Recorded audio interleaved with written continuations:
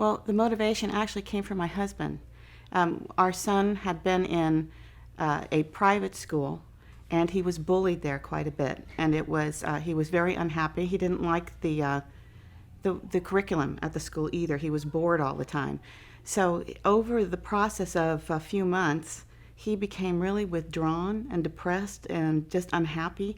He stopped asking questions, and you know, it's really odd for little kids because they're so curious. He stopped asking questions and he quit giving us spontaneous hugs. And we knew something was really wrong, but we didn't know quite what. And even though he told me he was bullied at school, and sometimes when I pick him up, he'd be crying, I would talk to the teacher, and she seemed to assure me that everything would be just fine. And we had him home over a holiday break. And within 3 days, the little boy we used to know was back in our house.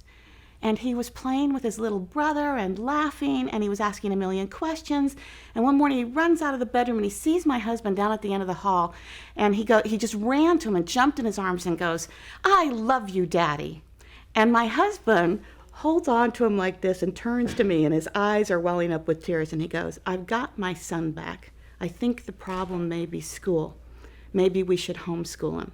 And so that was the beginning of our adventure, our homeschool adventure.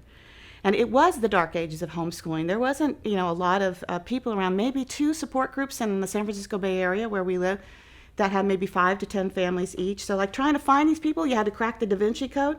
But really, and it was an underground activity because the state of California held the opinion at the time that the homeschool was not legal. But I knew the law, I knew my rights, and even if it had been illegal, we weren't going to sacrifice our little boy anymore. So we were ready to, you know, practice civil disobedience if that's what it took. But fortunately it didn't. So it was just a matter of then trying to connect with the people who were out there, try to bring more people into homeschooling, because they bring with them all their experiences and great ideas, you know, that just improve the improve your own homeschooling by virtue of having more people there. So we kind of strove to take it out of the closet. And we started having open houses at libraries where people could come and talk to us. We invited the press to come into our homes. There was a whole group of people, you know, probably 5, 10 of us maybe, who decided that this is what we needed to do because, you know, we wanted more people to come into homeschooling. So we just got really proactive about letting people know how to do it.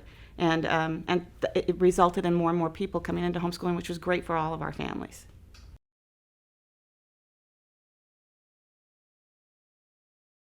More and more what I'm seeing is the growth rate of homeschooling is taking place in public school programs that offer home study programs, homeschooling programs through the local public school district or local public charter schools. And that's where the majority of the growth is taking place. And in those programs, in those programs, people are subjected to standardized curriculum, to testing, to grading, to being judged. I mean, the independent spirit that started so many years ago, 20 or more years ago with the modern homeschool movement is not as active and alive as it once was, in my opinion. That's the change I've seen.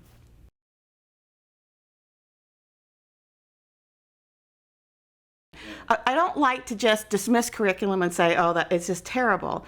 But I do think standardized curriculum standardizes children, right? So, and I don't think that's where we need to go.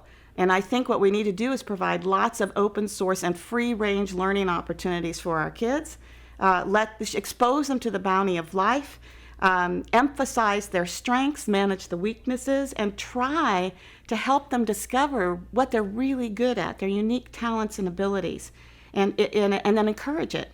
And that's what I really think is the promise of homeschooling, that you have all of this incredible amount of time to be able to, unconditional time, you know, to be able to allow your kids to just explore what they're interested, figure out what they're good at. With regards to curriculum, though, sometimes you can pick up some curriculum package of textbooks or something, and it might expose you or your kids to things that you never occurred to you to expose them to. So I don't like to just dismiss it and say it's no good. I think you need to use it in a really open-ended way and be very flexible, but don't slavishly adhere to it, because I think just that's the kiss of death.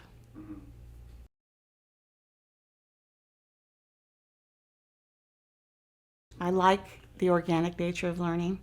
I really favor that. I like to follow the child, as Maria Montessori said. But I also think that structure is not a terribly horrible, bad word. I think a lot of people think of structure, they kind of recoil from it because they think it means it's a restriction on their freedom or their liberty. And I just don't think that's true. It's sort of like when you build a house, you need a foundation, a structure to support it, or it's going to collapse. And I like to use the analogy of the gutter bowling, like little kid bowling. I'm sorry, I forgot what they call it. Bumper bowling, that's it. So bumper bowling, they have the bumpers, these soft, cushy bumpers in the gutters. And so when you shoot the ball, instead of going into the gutter, it kind of moves it back on track and toward the goal, toward the target. And that is a form of structure. I think some people really need it. I think some people don't. So I think, I just don't think there's any absolutes in homeschooling, but I think if your child needs structure, that you should provide it. And if they are just happy to be more freeform, then follow their lead. And I think the important thing is for parents to understand that whose interests, whose needs get priority in the homeschooling environment. If you don't like structure as a parent, but your child needs it, why wouldn't you provide it if that's going to increase their, potential to learn everything they can? Why wouldn't you do that for them? It wouldn't make sense not to, would it? Right. Yeah.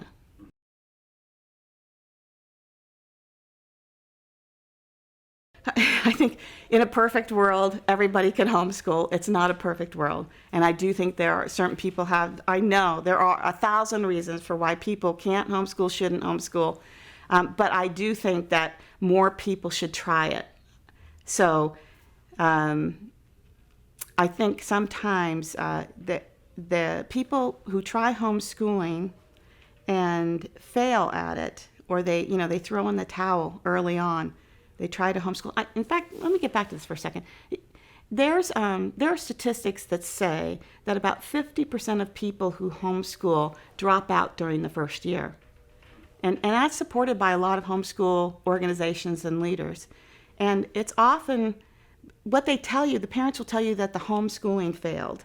And what I've found over and over again is not necessarily the homeschooling that fails, it's the parenting that fails.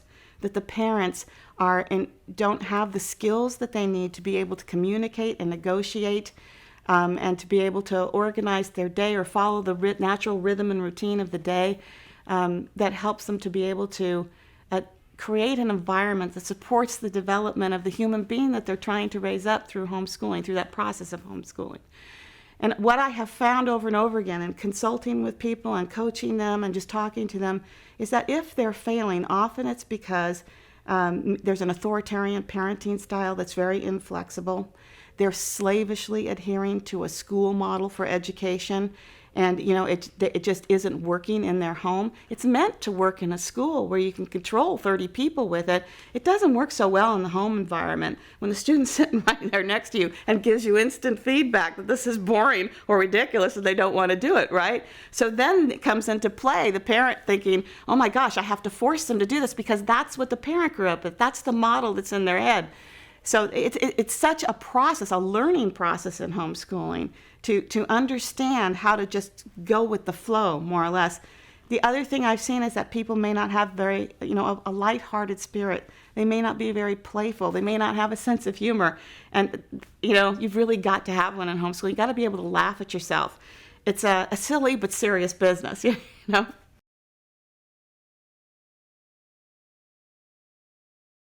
John Gatto actually said that John Taylor Gatto, who was was a school teacher for 30 years in New York City, and he won the New York Teacher of the Year award in 1991, and he went before the New York State Senate to accept the award and quit, and called the school system psychopathic at the time that he quit. And, he wrote a fabulous book called Weapons of Mass Instruction. And in that book, he says, anytime you take the freedom out of education, that's schooling. So, and I totally agree with that definition.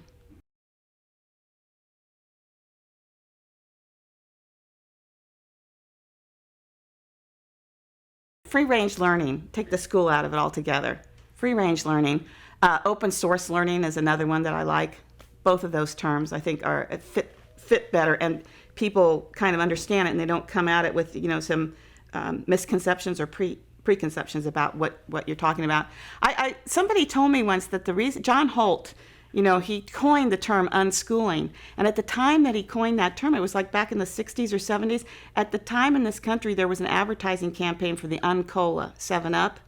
And everybody went into the this and the that. And the unschooling, I've heard, I don't know that this is true, but that's a story I've heard, was a part of that, of the culture at the time. And so people got it. But today, they don't necessarily get it. Yeah. Right.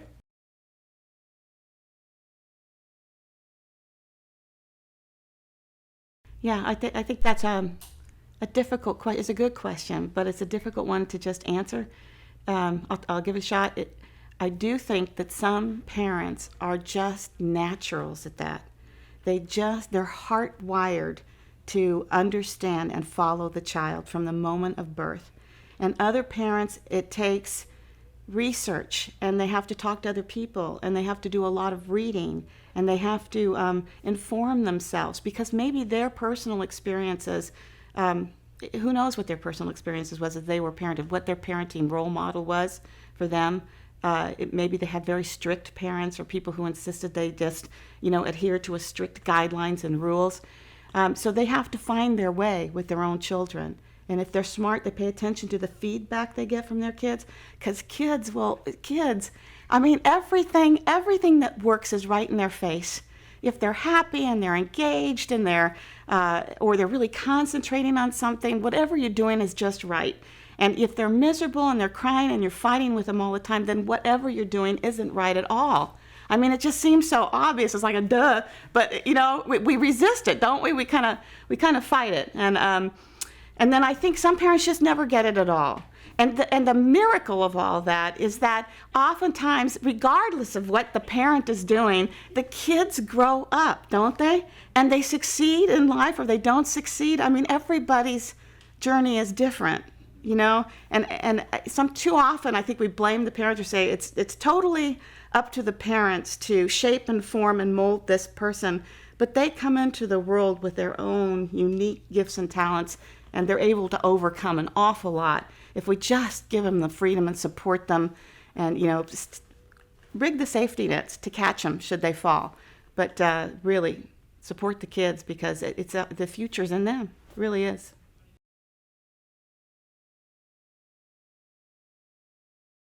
Well, I do think it plays a big role in education. I think it's really important to be involved with community activities.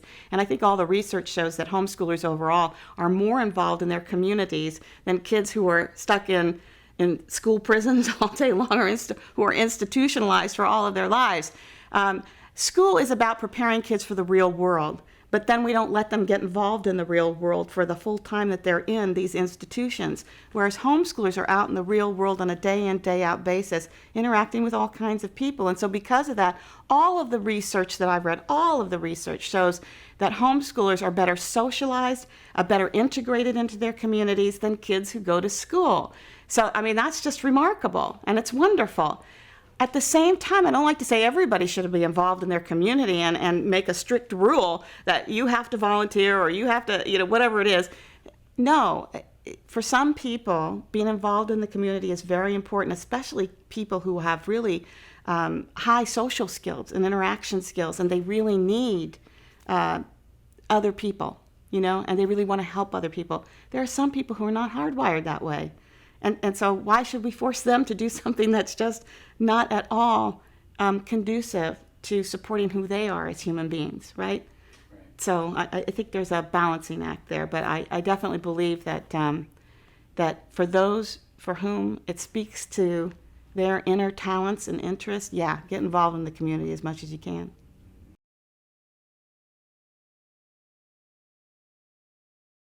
The traditional school system, no, I don't think it could ever be reformed. I think it's on life support. We should just pull the plug and let it die, seriously.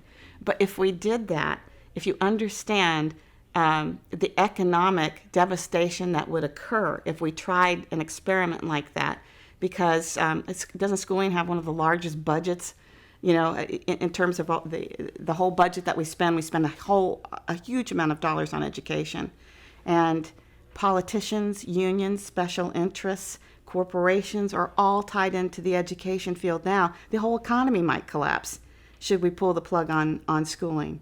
And so I don't think that we can reform it. I just don't see hope for that. We keep throwing more money at it. If money were the answer to the problem, we would have solved it a long time ago, right? So I think the only hope is really for humanity is homeschooling. It's sort of the proverbial ark, right? If we can get a lot of people to get on board the ark, we might really be able to save humanity from the destruction of public schooling and government schooling and standardized curriculum. I don't harbor any delusions, though. I really don't.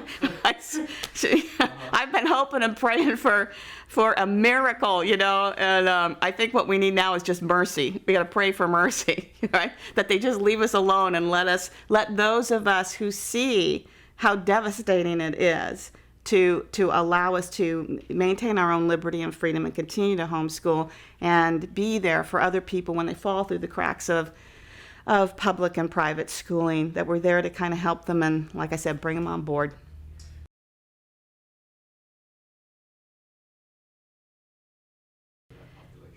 Yeah, well, that's a really hard question.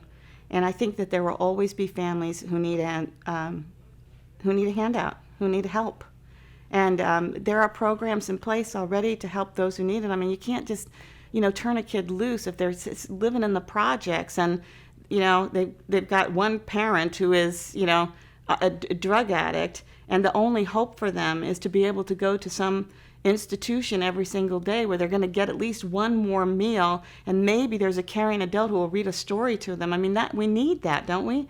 So it can't just be an absolute, and just say across the board this is what we're going to do. We have to really be empathetic and consider all of the people, and there's so many different options and concerns that we have to address. But if we're talking majority, then yeah, that would be great for the majority. But we've always got to have systems and organizations and people in place to help those who need it.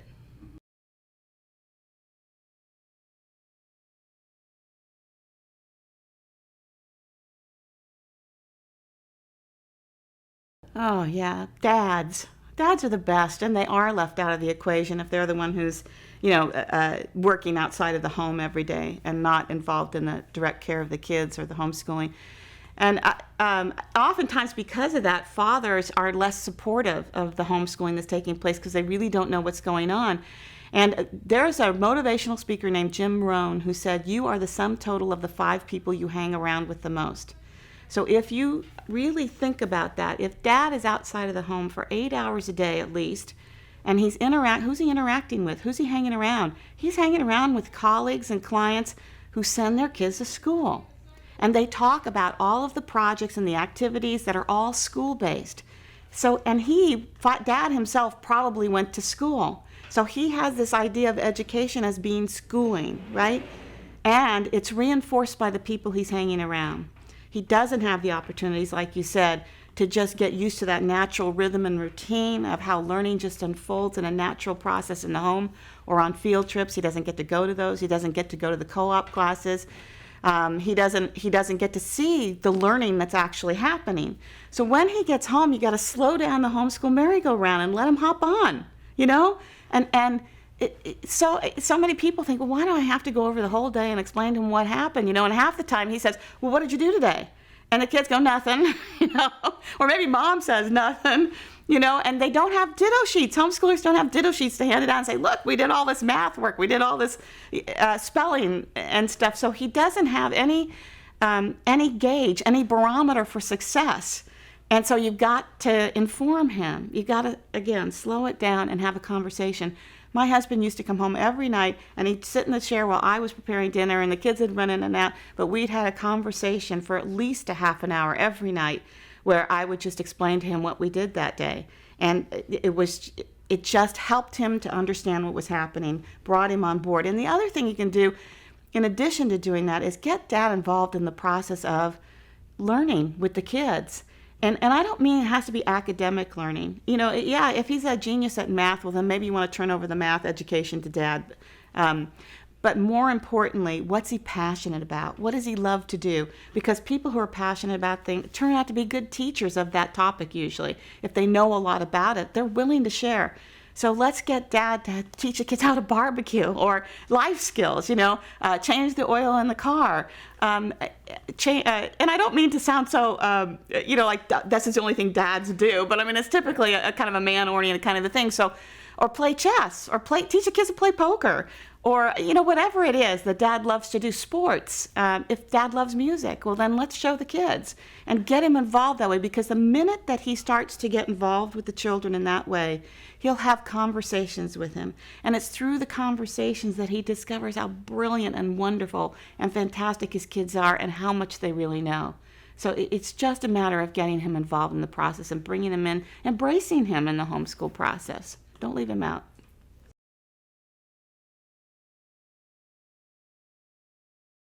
Try it. Try it. What's the worst that could happen? The worst that could happen is, you fail. You fall flat on your face, and so what do you do if you fail? You can put them back in school. That alternative is always available to you. But you'll never know if it'll work unless you give it a try. So try it. That would be my advice to people. Tell me again, there was more to that question, and I'm sorry I don't have the full answer for you. Well, I just basically, what advice would you give to someone who's considering homeschooling and just beginning the journey? Yeah, okay, try it. And then as you get involved in it, you've just got to embrace the process of homeschooling, because it's about process. It's about the journey of homeschooling. That's the beauty of homeschooling, is that you have, like we said before, this unconditional time to figure out who you are, what you're good at, what you want to accomplish, how to develop the skills to accomplish your goals, and ultimately how to be happy. That's the whole point. Homeschooling isn't about developing a product. And, we're all really obsessed with products in this consumer society of ours. And we're also obsessed with it in schooling. Product, what did you do? How did you perform? What's your grade? Show me the test score. Show me the work that you did. It's a product oriented, and that's very deliberate, because what they're trying to do there is to, create clerks in a mass system, in a bureaucracy, for corporate workers. We're trying to develop human resources, and trying to, in the course of developing these human resources, make them quantifiable, make them predictable, be able to calculate their behavior, and to create consumers. So that's why it's also product oriented. Whereas in homeschooling, it doesn't have to be that. It can be about the process and the journey of just learning, because it's when we just learn in that way, everything we learn is internalized, and it stays with us for a really long time, forever. It's not that we just learn it so that we can pass the test and forget it and move on. Right. It stays with us forever, and then you really do become a lifelong learner and a self-directed learner.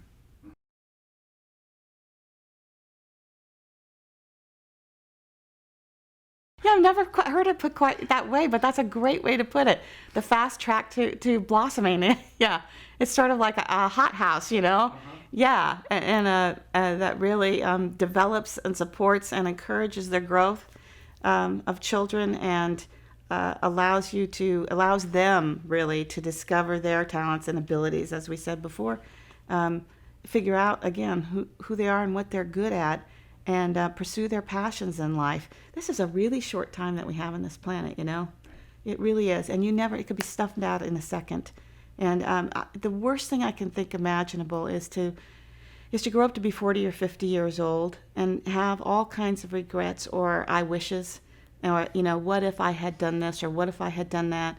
And in homeschooling, you really do have this time to allow your children to explore so much, of their interests, to discover their talents, unearth them, and to support them so that they have these really happy, satisfying, really extraordinary lives. Yeah.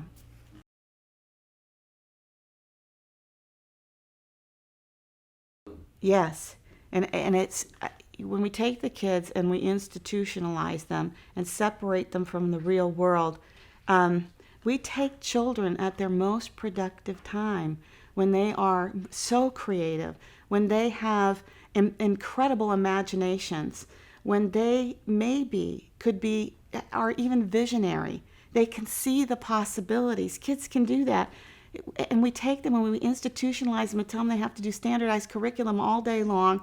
It makes them angry. They get ticked off, and then we have these angry young people running around, because they're not allowed to blossom. They're not allowed to bloom. And I think it's, I think we as humanity, as a race, need to really question what we're doing there, because I think kids could solve a lot of our problems if we just believed in their ability and talent to do it, and if we just supported them.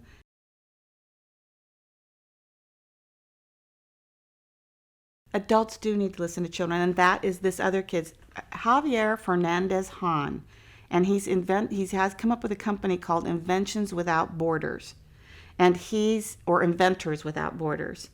And it's an organization, a nonprofit organization, to support kids who invent things, because young people do invent things. I mean, look at Edison, you look at Alexander Graham Bell, look at a lot of the people that invented things. They did it at a very young age, and they were out in the big wide world and allowed to make their contributions at younger ages than we allow kids to do now. Most of them were dropouts. They didn't bother with high school. They didn't bother going to college, They were busy creating things that really improved all of our lives. So Javier, recognizing that, and with his parents' support, has developed this organization to help kid inventors. I mean, that's brilliant. That's just brilliant. We need to do more of that.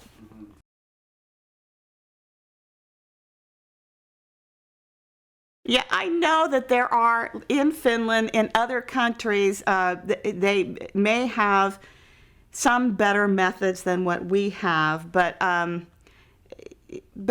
certainly a lot of private schools in this country follow those same kinds of ideas, or this idea of there's certain stages of cognitive development, and that you should provide an education that speaks to that age range or that stage of development of a child. It all comes back to Jean Piaget, and Montessori had those ideas, as did Rudolf Steiner with Waldorf education. So I think, those systems are in place, but I'm telling you that there are so many variables to the human spirit that you take one idea and you say everybody has to do this, and now you're again standardizing people with maybe what may be a very innovative idea, but it's not going to work for everybody. There's just too many variables.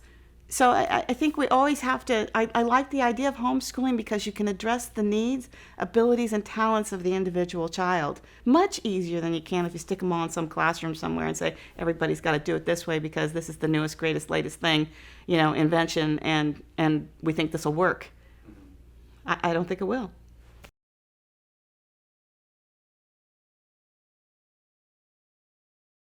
I think in Weapons of Mass Instruction, in Gatto's book, he talks about dropouts, and he says we should be celebrating these people, not making them feel like they're subhuman. They are bucking the system. They're going against the tide, swimming against the tide, much like homeschoolers do all the time. And they're recognizing that they're not getting their needs met. They're not able to let their talents bloom in a school setting. So why not come out of the system? Instead of everybody, panicked about dropouts, maybe we should really take a look at why they're dropping out and what they're doing after they drop out. Are they all? I mean, we have this idea that if they all drop out, that they're going to be drug addicts, they're going to be picking cans out of dumpsters for cash, or they're going to go to prison. And are those really and truly the only three options that you have in life if you drop out of school? My dad was a dropout. He got expelled from school. A teacher whacked him across the hands with a ruler for talking in class when he was 15. He took the ruler out of her hand, chased her around the classroom and down the hall where the teacher stopped, the principal stopped him, and they expelled him for that action. But he was defending himself, He went on without a high school diploma, to start his own business. And he was very successful at it. It was a plumbing business. He became a plumbing contractor, and he did just fine in life. So he didn't go to prison. He didn't become a drug addict. He didn't, he did quite well for himself in life. And there's tons of stories like that.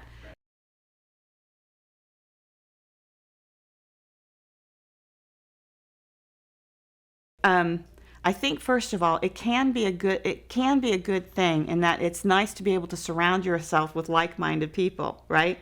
So that if you have a specific philosophy that you're following, or a belief, or even if it's a curriculum or methodology, and you want to be supported in that, it's really good to surround yourself with other people who feel and do the same as you do. So I don't have any objection to that. We naturally, separate ourselves into tribes as human beings, right?